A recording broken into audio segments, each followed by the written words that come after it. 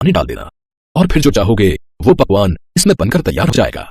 इस कढ़ाई की वजह से तुम्हारी पूरी रसोई जादुई बन जाएगी और उस जादुई रसोई से तुम कभी किसी को भूखा नहीं लौटने दोगे। ये मेरा अटल विश्वास है तुम पर। साधु की बात सुनकर किशन की आंखें खुली की खुली रह गई। उसने फौरन साधु को प्रणाम किया और फिर पापा एक बात कहूं? बोलो बच्चा, मुझे ऐसी ही एक और जादुई रसोई चाहिए। लालच करना अच्छी बात नहीं है बच्चा। नहीं नहीं बाबा, इस कढ़ाई से मैं आनंदपुर के लोगों को खाना खिलाऊंगा और दूसरी रसोई में चंबलपुर में बनाऊंगा। वो मेरे नाना नानी का गांव है, वहां बहुत गरीबी और भुखमरी है। ठीक है बच्चा, जैसा तुम चाहो। वहां बहुत गरीबी और भुखमरी है। ठीक है बच्चा, जैसा तुम चाहो।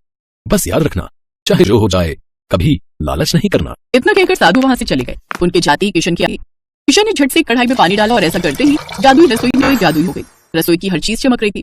किशन ने झट से कढ़ाई में पानी डाला और ऐसा करते ही जादुई रसोई ने कमाल दिखाना शुरू कर दिया। उसने पहली बार उस कढ़ाई से मटर पनीर बनाया और फिर उसने राम को भी बुला लिया। राम, मेरी बात ध्यान से सुन। मेरे पास ये 2 कढ़ाई हैं। मैं इनमें से एक को यहाँ रखूंगा। तू कल से इसमें खूब सारा खाना बनाना और लोगों को खिलाना, और दूसरी कढ़ाई से मैं अपनी नानी की रसोई को जादुई बना दूंगा और फिर मैं वहां के गरीबों को भी मुफ्त में खाना खिलाऊंगा। ठीक है भाई, पर तू यहाँ आता तो रहेगा ना? हाँ, मैं हर 2 दिन में आता रहूंगा। राम ने वैसा ही किया जैसा किशन ने बताया था। गरीबों को मुफ्त खाना खिलाना शुरू कर दिया। उधर चंबलपुर में किशन ने उस कढ़ाई की मदद से अपनी नानी की रसोई को जादुई बना दिया। वो दिन भर कढ़ाई में पानी डालकर खाना प्राप्त करता और गरीबों को भरपेट खिलाता। ऐसे ही कई महीने बीत गए। दोनों गांव में अब कोई भूखा नहीं सोता था। फिर एक दिन किशन अपने गांव ये क्या कर दिया? ये किस बात की सजा दी है आपने मेरे गांव को? किशन का इतना कहना था कि तभी उसके बगल में वही साधु प्रकट हुए। ये लोग अपनी करनी खुद भुगत रहे हैं बाबा आप। लेकिन इन्होंने क्या किया? तुम्हारे दोस्त के मन में लालच आ गया था। वो जादुई रसोई से खाना बनाकर बेचने लगा, वो भी बहुत महंगे दामों पर। और जब गांव वालों को इस जादू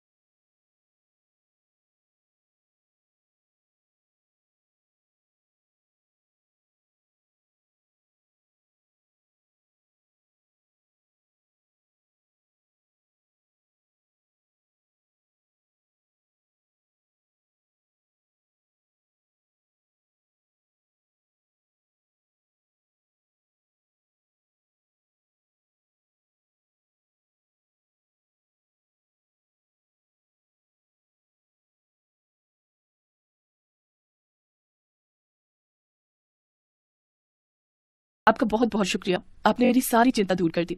शीतल वो जादुई मसाले लेकर घर आ जाती है। फिर उसकी सास और जेठानी कुछ बोल ही नहीं पाए। उस दिन सब्जी में वही मसाले इस्तेमाल हुए और जादुई मसालों ने अपना काम करना शुरू कर दिया।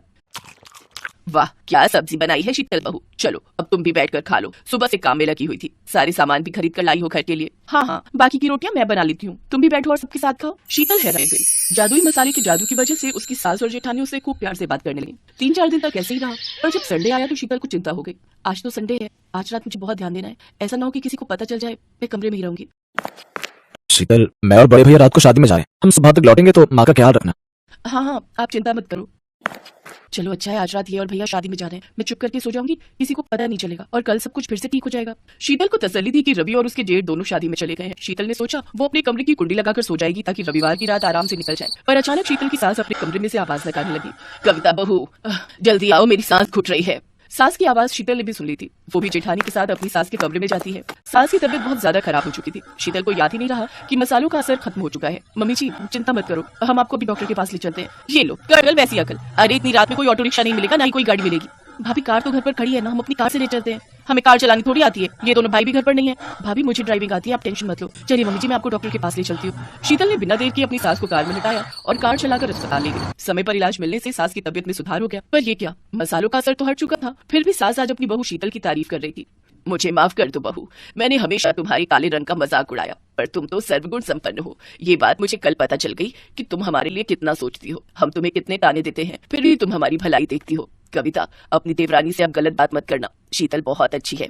हाँ मम्मी जी, अब नहीं करेंगे। शीतल, आई एम सॉरी, अब हम तुम्हारे काले रंग के लिए तुम्हें कभी ताना नहीं देंगे। शीतल खुश थी कि भले ही जादुई मसालों का असर खत्म हो गया। मुसीबत के समय अपनों के काम आकर शीतल ने सबका दिल जीत लिया।